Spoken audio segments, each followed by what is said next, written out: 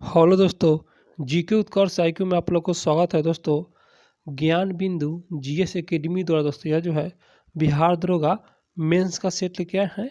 बिहार दरोगा mains post 1275 के लिए ये जो है दोस्तों स्पेशल सेट है।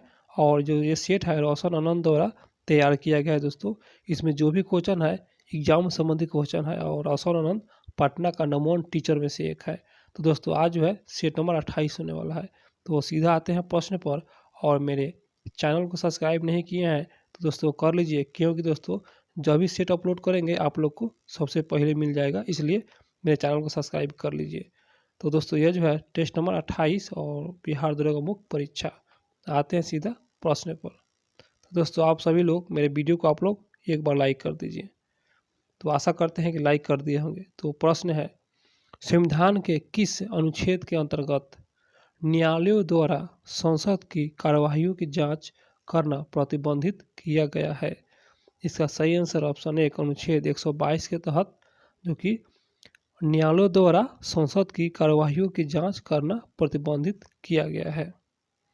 अगला प्रश्न है 2 नंबर क्वेश्चन, सर्वोच्च न्यायालय के न्यायाधीशों की संख्या में वृद्धि कैसे हो सकती है? इसका सही आंसर ऑप्शन सी, यह जो है संसद के अधिनियम से पारित होने के बाद दोस्तों न्यायाधीश की संख्या में वृद्धि हो सकती है। अगला प्रश्न 3 नंबर क्वेश्चन पर आते हैं, लोकपाल की चयन समिति में निम्नलिखित में से कौन शामिल नहीं है? इसका सही आंसर ऑप्शन 1 राष्ट्रपति लोकपाल के चयन समिति में शामिल नहीं है और प्रधानमंत्री शामिल है, लोकसभा अध्यक्ष शामिल है और भारत के मुख्य न्यायाधीश, ये सभी लोकपाल के चयन समिति में शामिल है। अगला प्रश्न है, संवैधानिक प्रावधानों के अनुसार राज्य की सीमाओं को बदलने के लिए किसकी सहमति की आवश्यकता होता है? इसका सही आंसर ऑप्शन डी, यह जो है इनमें से कोई नहीं।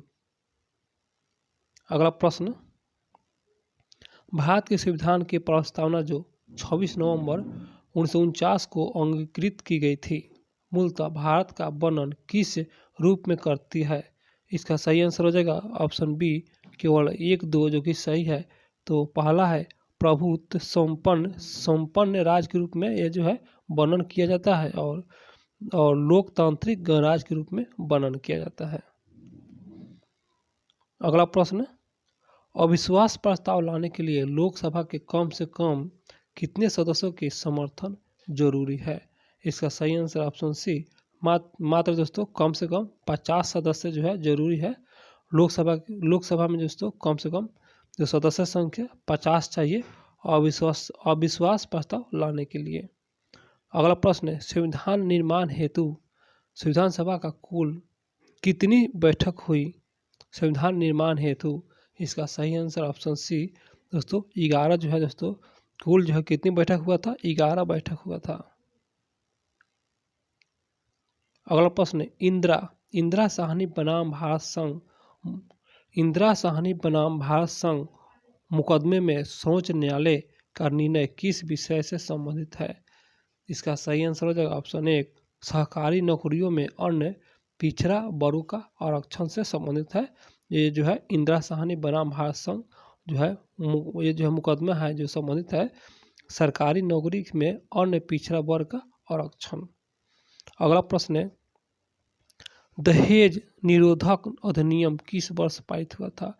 इसका सही आंसर हो जाएगा ऑप्शन 1 1961 में पारित हुआ था। अगला प्रश्न है, सूची 1 और सूची 2 है, यहाँ पर सुमेलित करना है दोस्तों। आइए इसे सुमेलित करते हैं। दोस्तों इसका सही आंसर हो जाएगा ऑप्शन सी। अगला प्रश्न है 11 नंबर क्वेश्चन, निम्नलिखित नेताओं में से किसने कहा मैं तो एक भारतीय नगारा हूँ जिसका कार्य सोते हुए को जगाना ताकि वे अपनी मातृभूमि के लिए जागे और कार्यरत हो सके? ये जो है यहाँ पर दोस्तों किसके द्वारा कहा गया था? इसका सही आंसर हो जाएगा ऑप्शन बी, यह जो है एनी बेसेंट द्वारा कहा गया था कि मैं तो एक भारतीय नगारा हूँ और जिसका कार्य सोते हुए भी जगाना ताकि वे अपनी मातृभूमि के लिए जाग और कार्यरत हो सके। इन्हीं बेसेंट का जो है ये कहा गया था, इन्हीं के द्वारा कहा गया था। अगला प्रश्न, आधुनिक भारतीय इतिहास में राजा बनने वाले के लिए नाम किसे जाना जाता है? आधुनिक भारतीय इतिहास में राजा बनाने वाले के नाम से किसे जाना जाता है? बहुत अच्छा क्वेश्चन है। इसका सही आंसर हो जाएगा दोस्तों, इसका सही आंसर हो जाएगा ऑप्शन डी। ए और बी दोनों सही है। तो पहला है अब्दुल्ला खां को जाना जाता है और बी में हुसैन अली खां, दोनों को जाना जाता है दोस्तों, दोनों सही है। ए और बी दोनों सही। अगला प्रश्न है, भारत में राधा कृष्णन कमीशन की स्थापना किसके विकास हेतु किया गया था? इसका सही आंसर हो जाएगा ऑप्शन बी। यह जो है विश्वविद्यालय शिक्षा से और विश्वविद्यालय शिक्षा के ये जो है विकास हेतु किया गया था भारत में राधा कृष्णन कमीशन का स्थापना। अगला प्रश्न है, शाहजहां नामा के लेखक, शाहजहां नामा के लेखक कौन है? इसका सही आंसर हो जाएगा ऑप्शन सी, गुलबदम बेगम, जो कि यह जो है शाहजहां नामा के लेखक है गुलबदम बेगम। दोस्तों, सेट रिवीजन जरूर कीजिएगा आप लोग, या तो मेरे वीडियो के माध्यम से कीजिए या बुक खरीद कर कीजिए, लेकिन कीजिए दोस्तों, सेट रिवीजन करना बहुत जरूरी है। सेट रिवीजन से यही होता है, जो भी क्वेश्चन होता है डाउट क्लियर होता है, इसलिए आप लोग डेली सेट रिवीजन कीजिए।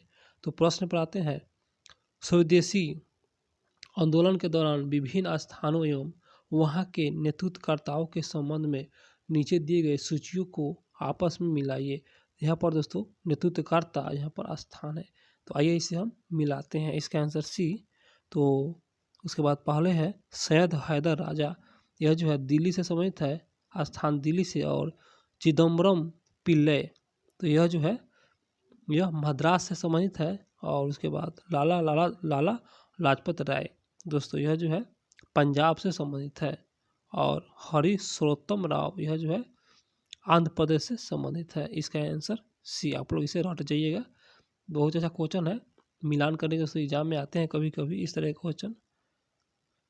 अगला प्रश्न है, क्रांतिकारी आंदोलन के पैरवी करने के वाले समाचार पत्र काल का कहाँ से प्रकाशित हुआ था? काल, तो इसका सही आंसर हो जाएगा ऑप्शन सी। यह जो है महाराष्ट्र से प्रकाशित हुआ था और काल के संपादक वाजपेयी हैं, आप लोग इसे भी याद रखिए। अगला प्रश्न है, सर्वप्रथम किस अधिनियम ने भारतवासियों को अपने देश की प्रशासन में कुल हिस्से लेना संभव बनाया था? तो सर्वप्रथम किस अधिनियम ने, वह कौन सा अधिनियम है? इसका आंसर सी, चार्टर एक्ट 1833 अधिनियम के तहत भारतवासियों को अपने देश के प्रशासन में कुछ हिस्सा लेना संभव बनाया। अगला प्रश्न, 19वीं सदी के कृषक विद्रोह को उसके संबंध क्षेत्रों को साथ सुमिलित कीजिए। तो आइए इसे सुमिलित करते हैं। तो दोस्तों, कूका विद्रोह, यह जो है ए में लिखा हुआ है कूका विद्रोह, यह जो है त्रिपुरा से संबंधित है। यह जो विद्रोह हुआ था त्रिपुरा। और कूका विद्रोह, ये जो कुकी विद्रोह है जो त्रिपुरा से संबंधित है, और कूका विद्रोह तो दोस्तों यह जो है पंजाब से संबंधित है। थोड़ा सा अंतर है, कूका विद्रोह पंजाब और कुकी विद्रोह त्रिपुरा। पावना कृषक विद्रोह, तो यह जो है यह बंगाल से संबंधित है, पावना बंगाल से संबंधित है। और बिरसा मुंडा विद्रोह जो यह जो है बिहार से संबंधित है। तो इस प्रकार इसका सही आंसर हो जाएगा कूट की सहायता। तो दोस्तों इसका आंसर डी हो जाएगा। अगला प्रश्न है, यापनीय किसका एक संप्रदाय था? यापनीय, इसका सही आंसर हो जाएगा ऑप्शन बी। यह जो है जैन धर्म से संबंधित है यापनीय। अगला प्रश्न है, प्रथम गुप्त शासक जिसने परम भागवत की उपाधि धारण की वह है तो परम भागवत की उपाधि किसने धारण किया था जो कि प्रथम गुप्त शासक है? इसका आंसर बी, समुद्रगुप्त। अगला प्रश्न 21 नंबर क्वेश्चन, निम्नलिखित युग्म में से कौन सुमिलित नहीं है अर्थात गलत है और गलत को ही चुनना है? तो इसका आंसर एक जो कि गलत है, तो सही को देख लेते हैं। जौनपुर दोस्तों यह जो है अटाला मस्जिद, और जौनपुर में अटाला मस्जिद अवस्थित है। मालवा जो कि जहाज महल अवस्थित है। और गुलबर्गा जो कि यह जो है जामा मस्जिद अवस्थित है गुलबर्गा में। अगला प्रश्न है, निम्नलिखित में से कौन एक युग में सुमिलित है? सही को चुनना है।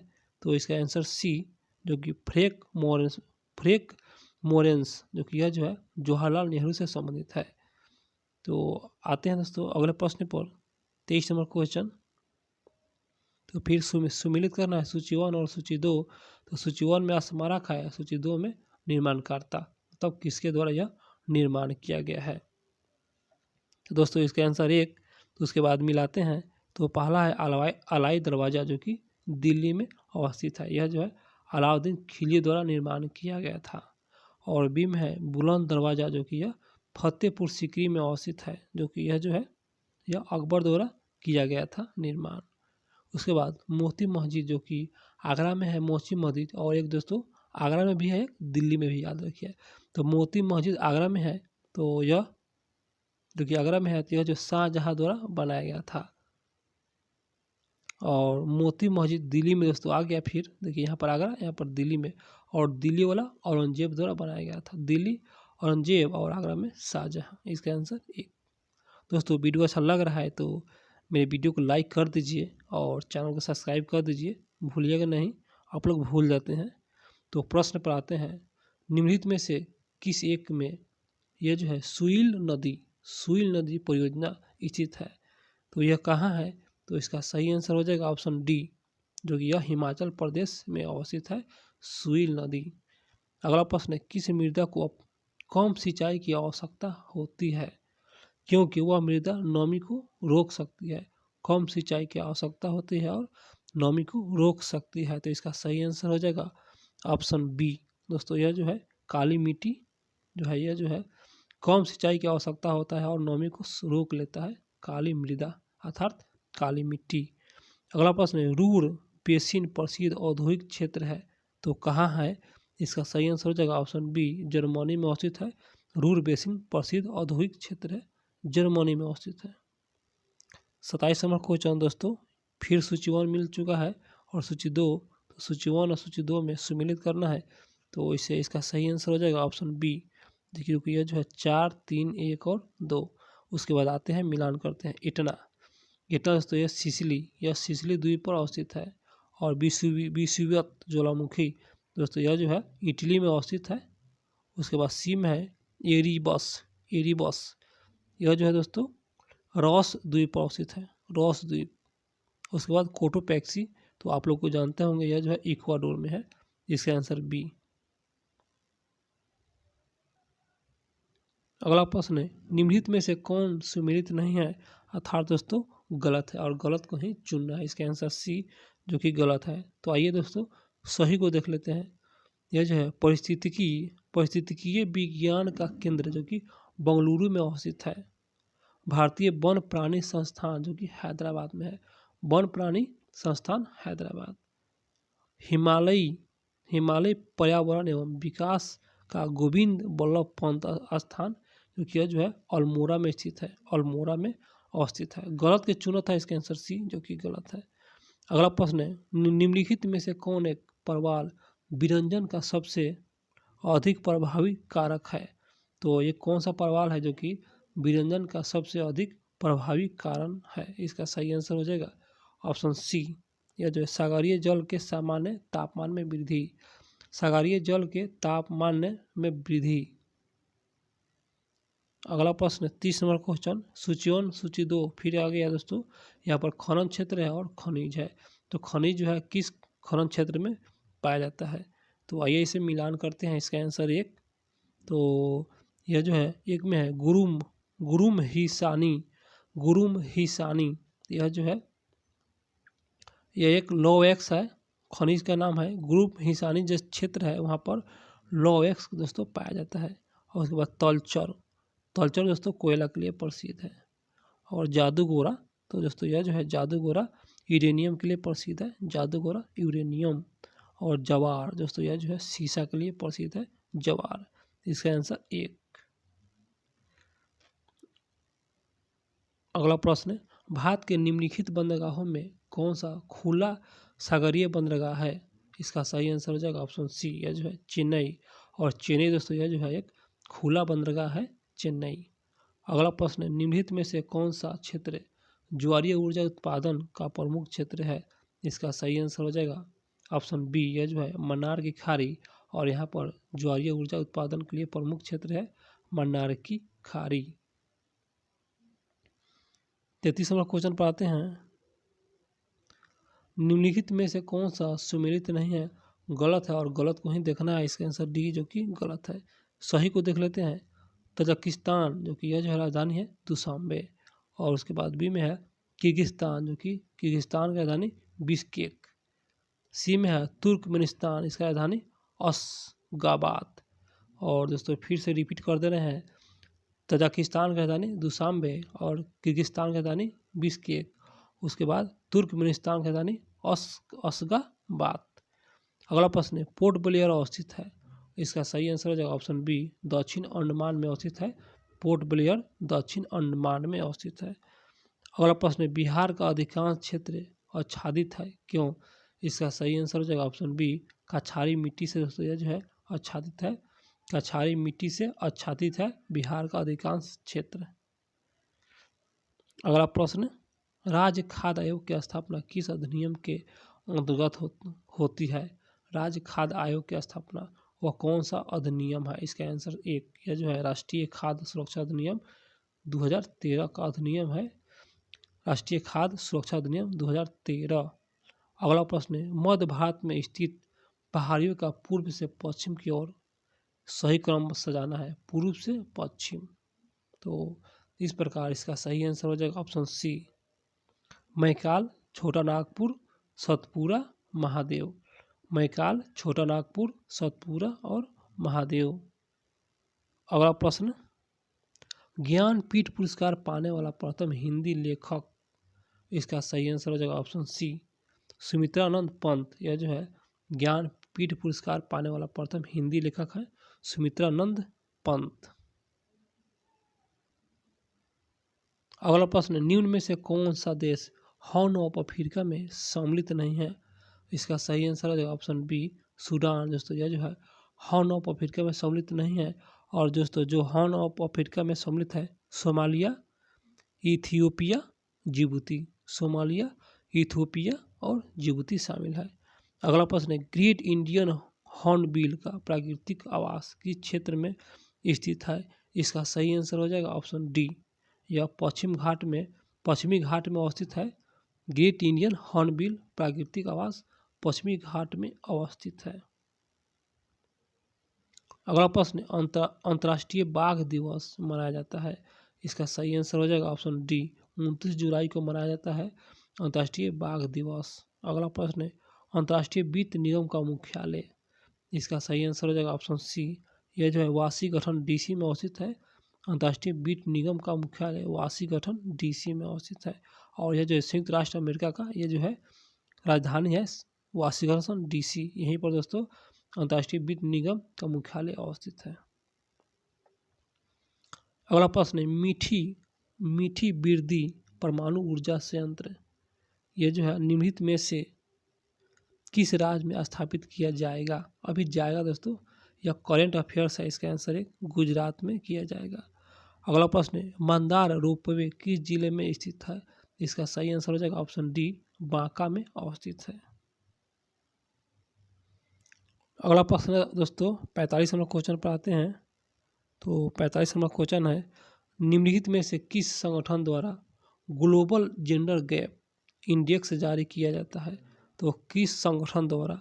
इसका सही आंसर हो जाएगा ऑप्शन सी, WEF द्वारा दोस्तों यह जो संगठन है और इन्हीं के द्वारा ग्लोबल जेंडर गैप इंडेक्स जारी किया जाता है। अगला प्रश्न है, फेमा दोस्तों फिर से पढ़ते हैं क्वेश्चन को अच्छे से। फेमा विदेशी मुद्रा प्रबंधन अधिनियम को अंतिम रूप से लागू किया गया था किस वर्ष? फेमा को लागू किया गया था, तो इसका सही आंसर हो जाएगा ऑप्शन बी, यह जो है 1997 में लागू किया गया था। 1997 में फेमा को लागू किया गया था। अगला प्रश्न, यदि प्राथमिक घाटे में ब्याज भुगतान को सम्मिलित कर लिया जाए तो यह बराबर होता है? इसका सही आंसर हो जाएगा ऑप्शन बी, राजकोषीय घाटे के। दोस्तों राजकोषीय घाटे के यह जो है बराबर होता है राजकोषीय घाटे के।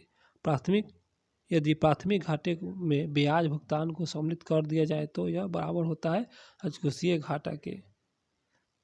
अगला प्रश्न 48 नंबर क्वेश्चन, भारत में थोक मूल्य सूचकांक WPI के आंकड़े निम्नलिखित में से कौन सा संस्था या कार्यालय जारी करता है? भारत में थोक मूल्य सूचकांक, इसका सही आंसर हो जाएगा ऑप्शन बी, वाणिज्य एवं उद्योग मंत्रालय। और इन्हीं के द्वारा दोस्तों यह जो है थोक मूल्य सूचकांक WPF आंकड़े जो है यह दोस्तों जारी किया जाता है या करता है। अगला प्रश्न, टी माल्थस ने दी माल्थुसियन थ्योरी नामक प्रसिद्ध सिद्धांत को प्रतिपादित किया जो संबंधित है, किससे संबंधित है? इसका सही आंसर ऑप्शन 1 जनसंख्या से संबंधित है। 50 नंबर क्वेश्चन, जनसांख्यिकीय लाभांश है, इसका सही आंसर हो जाएगा ऑप्शन बी, यह जो है 15 से 59 वर्ष की कार्यशील जनसंख्या को ही जनसांख्यिकीय लाभांश कहते हैं। 15 से 59 वर्ष की कार्यशील जनसंख्या को। अगला प्रश्न है, अस्थियों का अध्ययन विज्ञान को किस शाखा के अंतर्गत किया जाता है? इसका सही आंसर हो जाएगा ऑप्शन बी, ऑस्टियोलॉजी। ऑस्टियोलॉजी जो कि जो है अस्थियों का अध्ययन किया जाता है, ऑस्टियोलॉजी में किया जाता है। 52 नंबर क्वेश्चन, रक्त में शर्करा का स्तर सामान्यतः प्रदर्शित किया जाता है, तो यह जो है किस रूप में प्रदर्शित किया जाता है? तो इसका सही आंसर ऑप्शन 1 मिलीग्राम प्रति डेसीबल के रूप में किया जाता है। रक्त में शर्करा का स्तर जो है सामान्यतः मिलीग्राम प्रति डेसीलीटर रूप में किया जाता है। अगला प्रश्न है, वृक्क से मूत्र के मात्रा का निस्तारण नियंत्रण किस हार्मोन्स के द्वारा किया जाता है? तो वह हार्मोन्स है, इसका सही आंसर हो जाएगा दोस्तों ऑप्शन 1 ADH हार्मोन्स, ADH। अगला प्रश्न है, निम्नलिखित में से कौन सा क्लोरोफिल का घटक नहीं है? इसका सही आंसर हो जाएगा ऑप्शन बी कैल्शियम, जो कि जो है क्लोरोफिल का घटक नहीं है कैल्शियम, और मैग्नीशियम है क्लोरोफिल का घटक, हाइड्रोजन है और कार्बन है। मैग्नीशियम, हाइड्रोजन और कार्बन ये सभी क्लोरोफिल का घटक है। अगला प्रश्न, निम्नलिखित में कौन सा किण्वन को उदाहरण नहीं है? किण्वन का उदाहरण नहीं है, तो इसका सही आंसर हो जाएगा ऑप्शन डी उपयुक्त में से कोई नहीं। अगला प्रश्न है, हल्दी किस कुल का पौधा है? इसका सही आंसर ऑप्शन बी, यह जो है जीजियो। दोस्तों फिर से पढ़ रहे हैं इसको, इसका आंसर बी जीजियोर बेसी। जीजियो बेसी एक पौधा है। हल्दी किस कुल का पौधा है, यहाँ पर कुल बताना है, जीजियोर बेसी कुल का पौधा है। अगला प्रश्न है, प्रोटीन के संगठन में सर्वाधिक मात्रा किस तत्व की होती है? तो दोस्तों इसका सही आंसर हो जाएगा 57 नंबर क्वेश्चन है, इसका आंसर सी ऑक्सीजन का होता है। प्रोटीन के संगठन में सर्वाधिक मात्रा किस तत्व की होती है? ऑक्सीजन का मात्रा सबसे अधिक होता है संगठन में। अगला प्रश्न है, श्वसन के प्रक्रिया के दौरान श्वास के बाहर लेने व अंदर निकलने की प्रक्रिया में किस गैस के मात्रा में कोई परिवर्तन नहीं होता है? वह कौन सा गैस है? इसका आंसर सी नाइट्रोजन गैस है। और यह जो है श्वास के बाहर और लेने व अंदर निकलने की प्रक्रिया में ये जो है परिवर्तित नहीं होता है। ये जो गैस है नाइट्रोजन, इसका जो है गैस की मात्रा कोई परिवर्तन नहीं होता है नाइट्रोजन गैस के। अगला प्रश्न है 59 नंबर क्वेश्चन, वायुयानों के टायरों में भरने के लिए निम्न गैस का प्रयोग किया जाता है, वह कौन सा गैस है? इसका सही आंसर हो जाएगा ऑप्शन बी हीलियम गैस है। और दोस्तों हीलियम गैस वायुयानों के टायरों में भरा जाता है, और दोस्तों यह जो है हल्का होता है, और यह जो है निम्न गैस का प्रयोग किया जाता है तो हीलियम गैस है, देखिए क्योंकि दोस्तों हल्का होता है इसलिए। अगला प्रश्न है, प्रतिदीप्त नली में सर्वाधिक सामान्य प्रयोग में होने वाले तत्व कौन सी है? प्रदीप्त नली में सर्वाधिक सामान्य प्रयोग होने वाले तत्व, इसका सही आंसर हो जाएगा ऑप्शन डी, यह पारा का वाष्प और आर्गन। दोस्तों यह जो है प्रदीप्त नली में प्रयोग किया जाता है, पारा का वाष्प और आर्गन। अगला प्रश्न है, कभी कभी लंबे समय तक कठोर शारीरिक श्रम करके पश्चात मांसपेशियों में थकान हो जाता है या अनुभव होता है, तो इसका कारण बताना है। इसका यही कारण है दोस्तों, इसका आंसर सी, यह जो है लैक्टिक एसिड का संचय होना, इसलिए दोस्तों थकान का अनुभव होता है। 62 नंबर क्वेश्चन,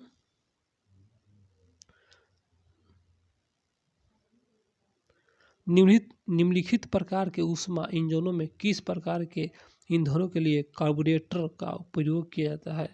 तो यह बताना है कि निम्नलिखित प्रकार के ऊष्मा इंजनों में किस प्रकार के ईंधन के लिए कार्बोरेटर का प्रयोग किया जाता है, किस प्रकार ईंधन के लिए? तो दोस्तों वह जो ईंधन के लिए है, इसका आंसर सी पेट्रोल इंजन, और पेट्रोल इंजन के लिए दोस्तों यह जो है कार्बोरेटर का प्रयोग किया जाता है। बहुत अच्छा प्रश्न है दोस्तों, और आसान भी है। उसके बाद अगला प्रश्न है, आग बुझाने वाले संयंत्र में कार्बन डाइऑक्साइड किस अपक्रिया से पैदा होती है? तो इसका सही आंसर हो जाएगा ऑप्शन डी, सोडियम बाइकार्बोनेट तथा सल्फ्यूरिक अम्ल। सोडियम बाइकार्बोनेट और सल्फ्यूरिक अम्ल दोस्तों यह जो है आग बुझाने वाले संयंत्र में कार्बन डाइऑक्साइड जो है किस अपक्रिया से पैदा होता है? तो वह जो है सोडियम बाइकार्बोनेट और सल्फ्यूरिक अम्ल के द्वारा दोस्तों यही अपक्रिया इसी के द्वारा दोस्तों पैदा किया जाता है।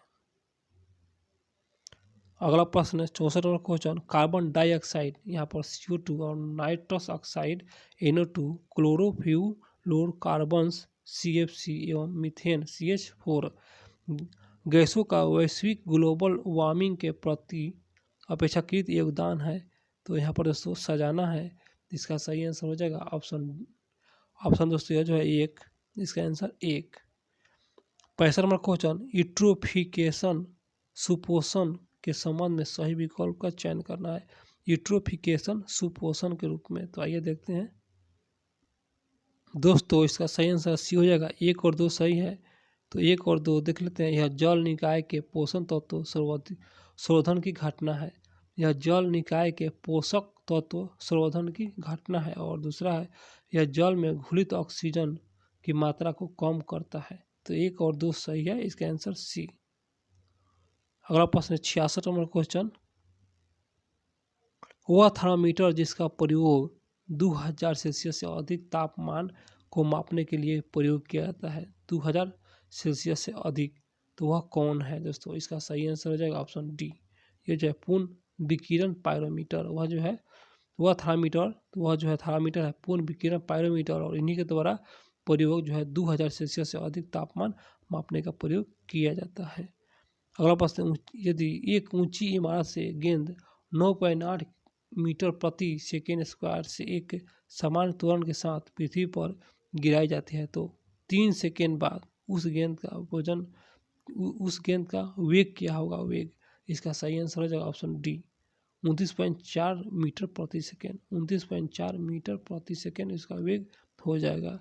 68 नंबर क्वेश्चन, हमें हरी घास रंग हरा क्यों दिखाई देता है दोस्तों?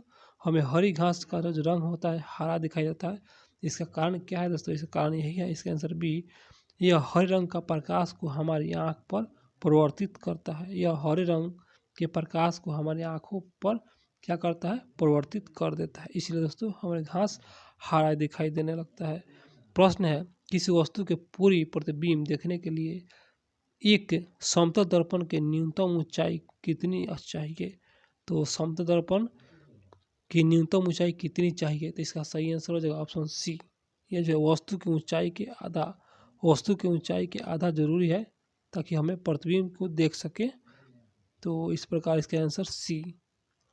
अगला प्रश्न 70 नंबर क्वेश्चन, जब पानी में नमक मिलाया जाता है, तो जब पानी में नमक मिलाया जाता है तो निम्न में से कौन सा परिवर्तन होगा? तो इसका सही आंसर हो जाएगा ऑप्शन बी, यह जो है क्वथनांक बढ़ जाता है नमक मिलाने से और जमाव बिंदु घट जाता है। नमक मिलाएंगे तो क्वथनांक बढ़ जाएगा और जमाव बिंदु घट जाएगा, इसका आंसर बी। दोस्तों मेरी वीडियो अच्छा लगा हो तो चैनल को सब्सक्राइब कर लीजिए, ताकि जब भी हम सेट अपलोड करेंगे तो आप लोग को समय से वीडियो आपको मिल जाएगा। इसलिए आप लोग से कह रहे हैं मेरे चैनल को सब्सक्राइब कर लीजिए। और PDF दोस्तों टेलीग्राम पर उपलब्ध है, आप लोग वहाँ से डाउनलोड करके बना सकते हैं। तो दोस्तों मिलते हैं फिर अगले सेट में।